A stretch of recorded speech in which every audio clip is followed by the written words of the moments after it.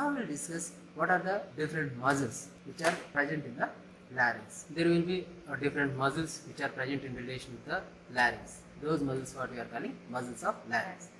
These muscles of larynx, first if we take one extrinsic muscle, that means one muscle which is present outside the larynx, that is cricothyroid. That is a muscle called cricothyroid. That means from the cricoid cartilage to the thyroid cartilage. So this muscle is cricothyroid muscle. This is the tensor of vocal fold. You can also call it as tensor of vocal fold or tuning fork of vocal fold. Actually, musical instruments will be tuned. Means what? Strings becomes tight. Is it? Here also, because of this contraction of cricothyroid, this thyroid cartilage will be moving forwards, so that there is a tightness of vocal folds. Is it? So that's what this muscle, what we are calling tuning fork of larynx. This is tuning fork of larynx. Right? So this muscle is what? Cricothyroid. I will draw another diagram which is showing the transverse section of thyroid cartilage along with transverse section of arytenoid cartilage with two processes. So if you take the transverse section of thyroid cartilage, this is the transverse section of thyroid cartilage. These are two laminae, and here arytenoid cartilage. This is transverse section of arytenoid cartilage. That means it is having this process here. What is this process called? Vocal process. Vocal process to the thyroid cartilage by vocal folds. So these are vocal folds or vocal cords. These are vocal cords. So since it is giving attachment to the vocal folds, this process is vocal process, and this is the muscular process since it is giving attachment to the muscles. Now imagine this is the posterior surface of arytenoid cartilage. That means this is the posterior surface of arytenoid cartilage. This is posterior surface of arytenoid cartilage. What is this part? This is cricoid cartilage. This is cricoid cartilage. This is arytenoid cartilage. There is a muscle which is taking origin from the posterior surface of laminae of arytenoid cartilage. See here, posterior part is laminae, anterior part is arch. So it is taking origin from the laminae of cricoid cartilage and inserting to the posterior aspect of which process is this? Yeah, muscular process, like this. This muscle, what we are calling posterior cricoarytenoid. This muscle is posterior cricoarytenoid. So on both sides, like this. This is posterior cricoarytenoid. Actually, this posterior cricoarytenoid is abductor of vocal folds. That means here two muscles are there like this. When these two muscles are contracted, these two vocal folds will be abducted.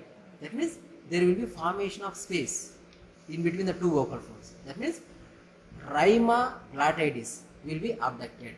So whenever there is paralysis of this muscle, which leads to overaction of lateral cricoarytenoid, which leads to adduction of two vocal folds. So that what will happen? There is no respiration, which leads to death. So that's what posterior cricoarytenoid is safety muscle of larynx. Important MCQ. Posterior cricoarytenoid is safety muscle of larynx. Right? So this is the one muscle. Then there is another muscle. It is taking origin from the cricoid cartilage and it is inserting to anterior aspect of which process is this? Yeah, muscular process, like this. This muscle, what we are calling lateral cricoarytenoid. It is opposite to the posterior cricoarytenoid.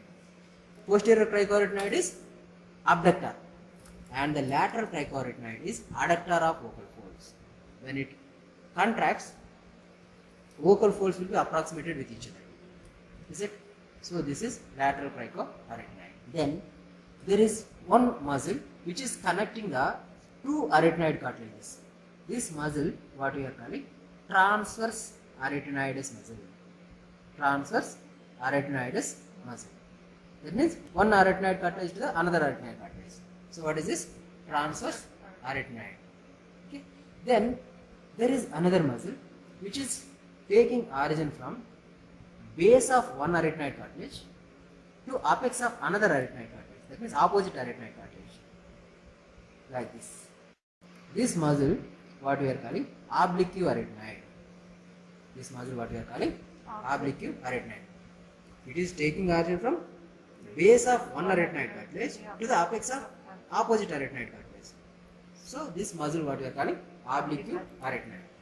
Actually, some fibers of this oblique arytenoid muscles will be extending or entering into the airy epiglottic fold. Airy epiglottic fold. Okay, like this. See here, these fibers will go like this. That's it. These fibers will go like this into the airy epiglottic fold. So this muscle what we are calling airy epiglotticus. Some fibers of oblique arytenoid enters into airy epiglottic fold as airy epiglotticus muscle. So this is airy epiglotticus. There is a muscle which is arising from the thyroid cartilage and inserting to the epiglottis. Right? So how can I show that? Imagine this is the thyroid cartilage. Okay, it is taking origin from thyroid cartilage, and okay, I will take the side view. Inside of the thyroid cartilage, I am taking the side view. This is thyroid cartilage. Here epiglottis is there. This is epiglottis. From thyroid cartilage to the epiglottis, this one what we are calling thyroepiglotticus. What is this muscle? Thyroepiglotticus. Actually, thyroepiglotticus is opener of laryngeal inlet. See here, when this muscle contracts, there will be opening of laryngeal inlet. When airy epiglotticus muscle contract, there will be closure of laryngeal inlet. So these two muscles are opposite. Airy epiglotticus muscle is closer of laryngeal inlet, and thyroepiglotticus muscle is opener of laryngeal inlet. Then thyroarytenoid, arising from thyroid cartilage, inserting to the arytenoid cartilage. According to the some authors, some fibers of thyroarytenoid muscles are converted as vocalis muscle. So this muscle is vocalis. So these are the different muscles which are present in relation with the larynx. See here, this is cricothyroid muscle. Okay. Posterior cricoarytenoid, lateral cricoarytenoid, transverse arytenoid, oblique arytenoid. Oblique arytenoid contains as airy epiglotticus muscle. Then thyroepiglotticus, then thyroarytenoid. Right. So these are the muscles of larynx. Then what is the nerve supply of it? All muscles of larynx supplied by recurrent laryngeal nerve except this. What is this? Cricothyroid. This cricothyroid will be supplied by external laryngeal nerve. Remaining all muscles of larynx supplied by recurrent laryngeal nerve. All these muscles are supplied by recurrent laryngeal nerve except this muscle. What is this muscle? Cricothyroid muscle. This cricothyroid muscle is supplied by external laryngeal nerve. Right? And if you take the sensory innervation will be differs. If you take the sensory innervation above the vocal folds, that means upper part of the larynx supplied by internal laryngeal nerve, but the lower part below the vocal fold, sensory innervation by recurrent laryngeal nerve. That means what I am trying to say here, recurrent laryngeal nerve is both motor and sensory. It is motor for the all laryngeal muscles except cricothyroid, and it is sensory for the lower part of the larynx or below the vocal fold. Larynx below the vocal folds. This is the innervation. Right? Then if you take the blood supply of it, superior laryngeal artery and inferior laryngeal artery. Then phonation. Phonation means what? Speaking. How we are speaking. I already told you, when we are trying to speak, that time because of this muscle. What is this muscle? Lateral cricoarytenoid. Because of this lateral cricoarytenoid, two vocal folds will be approximated with each other, and expiratory air passes through these two vocal folds. So vibration will occur. This vibration will produce the raw sound. You must be seen trumpet and all.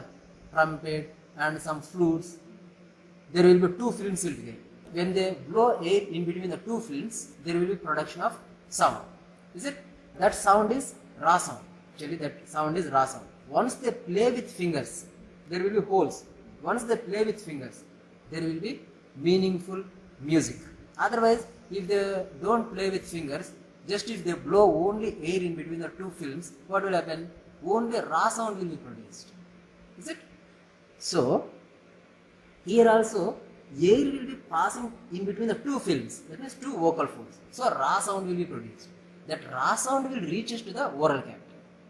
Once it reaches to the oral cavity, there will be manipulation by lips, tongue, teeth, gums, cheeks, palate. With all these organs, there will be manipulation. Because of this manipulation, that sound will converted as meaningful language or meaningful music, right? So this mechanism what we are calling phonation. Actually so many things will be there, I made it simple. Okay, so this is phonation. Clear? So I think this is sufficient related to the larynx. Okay, if you wanted to say few applied aspects, there will be direct laryngoscopy, indirect laryngoscopy, and teacher's nodules or singer's nodules. Actually, whenever we misuse the vocal folds, like changing the voice and talking more time, which leads to formation of some nodules over the vocal folds. These nodules what we are calling teacher's nodules or singer's nodules. Teachers, we will speak always. Okay, singers, they will be singing always and changing their voice. So which leads to nodules. Okay, singer's nodules, teacher's nodules, right? And I already told you, if there is paralysis of posterior tricarotid, which leads to reduction of vocal folds. So some other applied aspects also will be there. These are sufficient for the discussion purpose.